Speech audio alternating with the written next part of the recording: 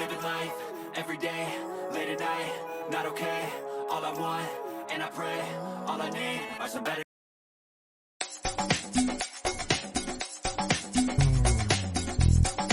Showbiz Kachika TV. Hello mga kachika! Usap-usapan nga ngayon sa social media ang talaga namang napakalungkot na balita patungkol nga sa newly engaged couple na sila Dominic Roque at Bea Alonzo. Ito nga ay nang segundahan nga ng King of Talk na si Boy Abunda ang issue patungkol sa Bea Dom na ibinahagi noong nakaraang araw ni OG Diaz. Kinumpirma nga ni Boy Abunda na ayon nga sa kanyang source ay hiwalay na nga daw sila Bea Alonzo at Dominic Roque, na talaga namang dumurog sa puso ng lahat, lalong-lalo na nga ang mga Bea Dom fans.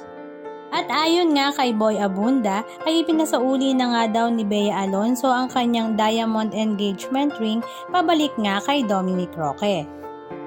Na talaga namang nakakagulat dahil parang napakabilis nga ng mga pangyayari. Matatandaan nga last January ay pumunta pa nga sila ng Japan para doon ay magbakasyon at planuhin ang kanilang future wedding.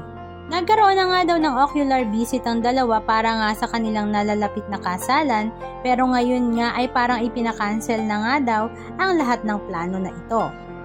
Pero ang good news naman ay nag-uusap naman daw ang dalawa at sinusubukan pa rin nga nilang ayusin ang gusot na kanilang kinakaharap sa ngayon.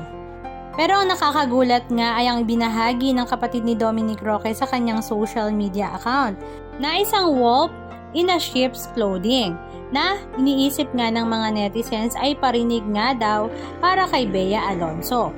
Samantala, ang road manager naman ni Bea na si Nina Ferrer ay may patutsyada nga din sa kanyang social media account na manipulative sad boy nga daw, na patungkol naman daw ito kay Dominic Roque.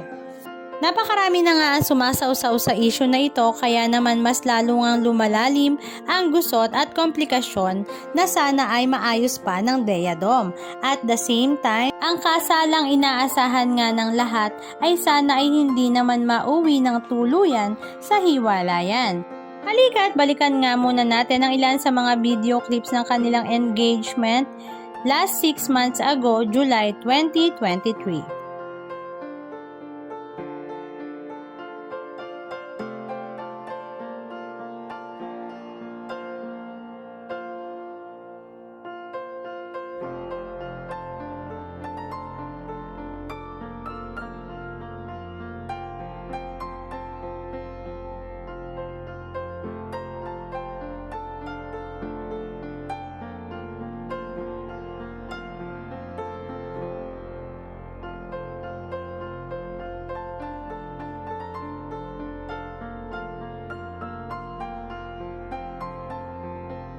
Anong masasabi nyo mga kachika? Just comment down below.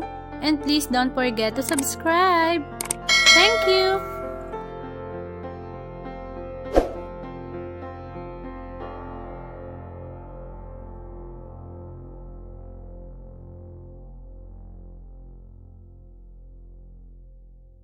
And I pray, I believe in a better day, living life, everyday, late at night, not okay. All I want, and I pray, all I need are some